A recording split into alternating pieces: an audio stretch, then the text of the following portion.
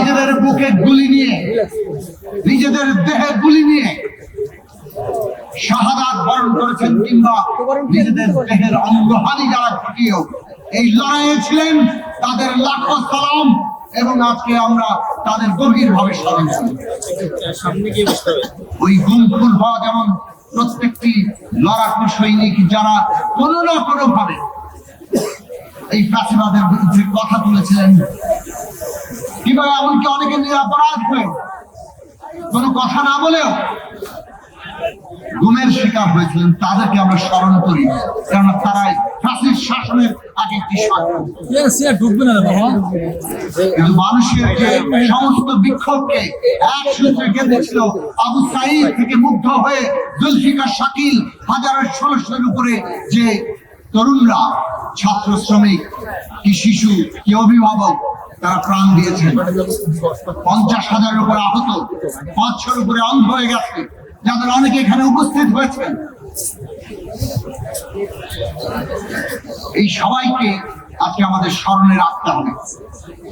মানুষের ইতিহাসে সবচেয়ে বড় শ্রেষ্ঠ মানবিক মুহূর্ত কি? যখন একজন মানুষ তার কওমের জন্য, তার নিজের জনগোষ্ঠীর জন্য, অন্য সকলের জন্য জীবন উৎসর্গ করার মতো সাহসে পৌঁছায় এবং সেই উৎসর্গ করে, ওর চাইতে বড় মানবিক মুহূর্ত হতে পারে না। আমাদের সেই শহীদেরা, সেই লড়াকু সৈনিকরা, আপনারা যারা আছেন, তাদের প্রত্যেককে ধারণ করেই আমাদের মানুষের জন আকাঙ্ক্ষা, এই দেশের মানুষের আকাঙ্ক্ষা কি? বারে বারে বেহাত হয়েছে, এটা মনে রাখা দরকার। ব্রিটিশ ঔপনিবেশিক শাসনের বিরুদ্ধে লড়াই হয়েছে। ৪৭-ও এই পূর্ব বাংলার মানুষ পাকিস্তান কায়েমে লড়াই করেছিল, ভেবেছিল পাকিস্তান ন্যায়ের শাসন দেবে, কিন্তু পাকিস্তান ন্যায়ের প্রতীক হতে পারে। পূর্ব বাংলার মানুষের অধিকার কেড়ে নিয়েছিল। ১৯৭১ সালে এই দেশের মানুষ, লক্ষ লক্ষ মানুষ প্রাণ দিয়ে সংগ্রাম করেছিল বাংলাদেশ প্রতিষ্ঠার জন্য। এটা বিজয়ের মাস।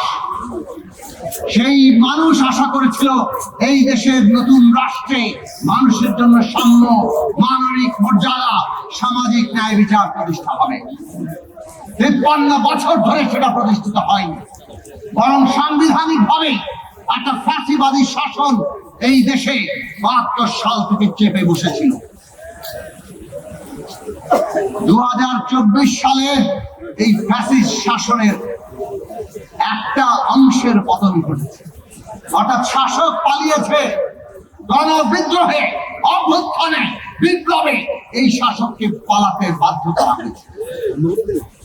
কিন্তু আরেকটা অংশ বাকি, ফ্যাসিবাদ কিন্তু এখনো পর্যন্ত যায়নি।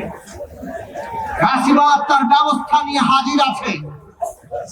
আমরা এই ফ্যাসিস্ট শাসনের যারা বাস্তবায়নকারী এবং যারা নির্দেশদাতা, তাদের প্রত্যেকের বিচার চাই। ন্যায় বিচার হবে নতুন বাংলাদেশের যাত্রার প্রধান ভিত্তি। ন্যায় বিচার প্রতিষ্ঠা হতে হবে। একই সাথে এটাও আমাদের মনে রাখা দরকার যে ফ্যাসিবাদ কেবল কতিপয় ব্যক্তি নয়। আমরা ব্যক্তির বিচার করতে পারি, তাকে এমনকি ফাঁসি কিংবা সাজা দিতে পারি। মনে রাখা দরকার, ফ্যাসিবাদ একটা ভাবাদর্শ, ফ্যাসিবাদ একটা ব্যবস্থা, একটা চিন্তার পদ্ধতি, এমনকি একটা রাজনীতি। কাজেই ফ্যাসিবাদী যে ব্যবস্থা, যে ধ্যান ধারণা, যে ভাবাদর্শ এবং যে রাজনীতি, তাকেও আমাদেরকে মোকাবেলা করতে হবে। তার বিপরীতে গণতান্ত্রিক জায়গা দাঁড়াতে হবে। একটা দলের ফ্যাসিবাদ, সেটা অপসারিত হয়ে আর কোন ফ্যাসিবাদ যাতে কায়েম না হয়। যদি সেটা হয়, তাহলে ওই ৭১ সালের মতো কিংবা ৪৭ সালের মতো যেভাবে জন আকাঙ্ক্ষা বেহাত হয়েছে, ২৪-এর পর আবারও বেহাত হবে।